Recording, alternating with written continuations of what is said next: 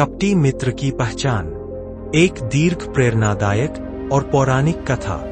मित्रों, क्या आपने कभी सोचा है कि सबसे बड़ा शत्रु कौन होता है? वह नहीं जो सामने से प्रहार करता है, बल्कि वह जो मित्र बनकर साथ चलता है और जीवन भर भीतर से धोखा देता है। कपटी मित्र ऐसा जहर है जो अमृत के पात्र में छुपा होता है। बाहर से मीठा लगता है, पर भीतर से धीरे धीरे आत्मा को खोखला कर देता है। दोस्तों, यह कथा भी ऐसी ही है, जहां कपट, लोभ और विश्वासघात की परतें खुलती है और अंत में यह स्पष्ट हो जाता है कि कपटी मित्र से बड़ा कोई शत्रु नहीं होता। कथा की शुरुआत करते हैं।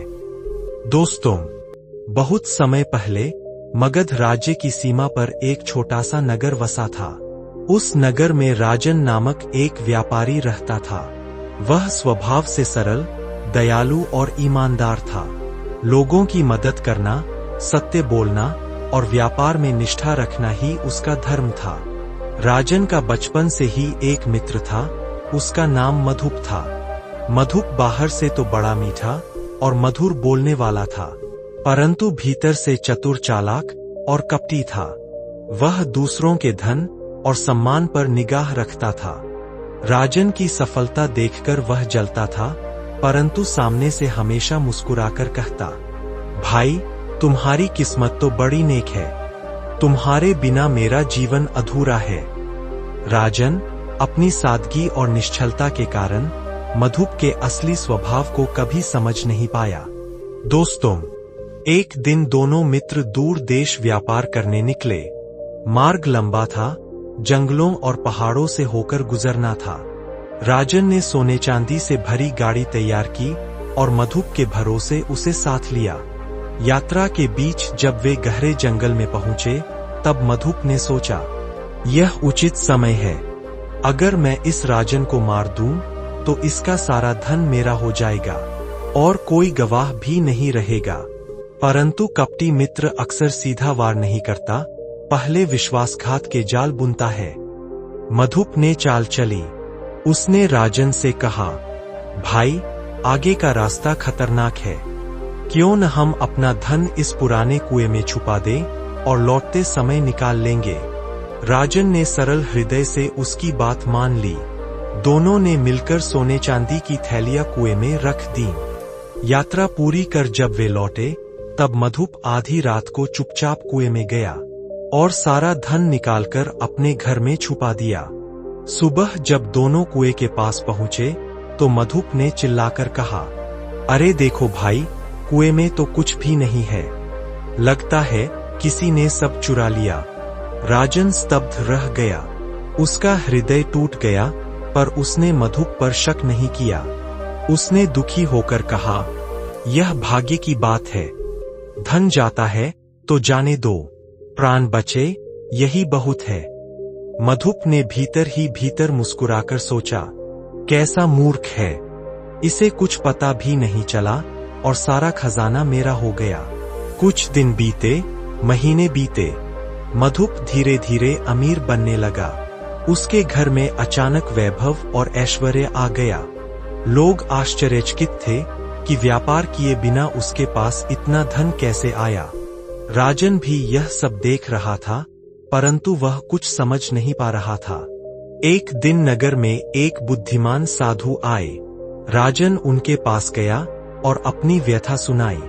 साधु ने ध्यानमग्न होकर कहा, बेटा, कपटी मित्र से बड़ा कोई शत्रु नहीं। तुम्हारा धन चोरी किया गया है, पर उससे बड़ा नुकसान यह है कि तुम अब तक उसे मित्र मानते हो। जाओ, उसे परखो, सत्य स्वयं प्रकट हो जाएगा। साधु की सलाह पर राजन ने एक योजना बनाई। उसने मधुप को अपने घर भोजन पर बुलाया।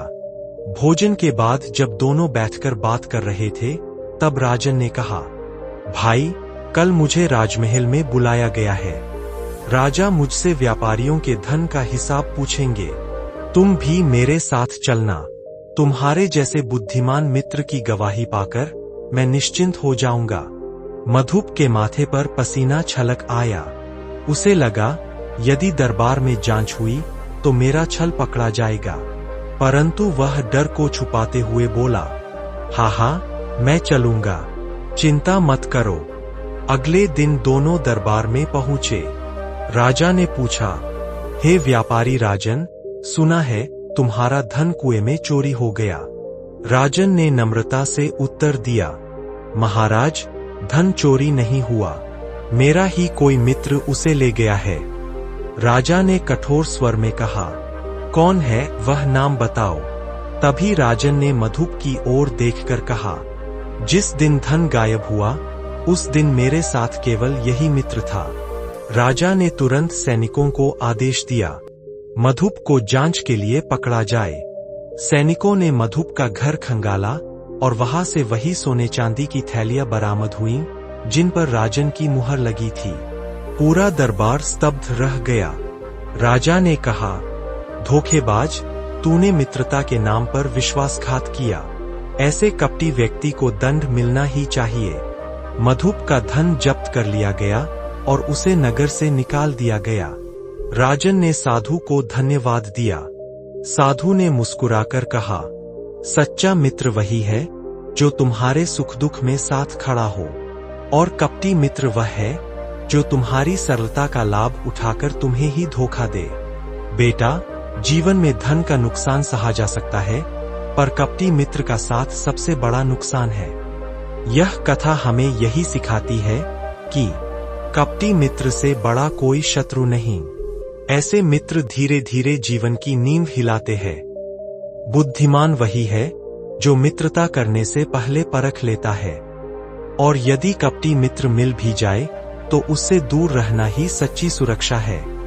दोस्तों, आपको ये इंस्पिरेशनल कहानी कैसी लगी, कृपया कमेंट करके जरूर बताएं। और ऐसी ही ज्ञान से भरी प्रेरणादायक कहानी जानने के लिए हमारे चैनल बुद्ध ज्ञान को सब्सक्राइब जरूर करें। नमो बुद्धाय नमः।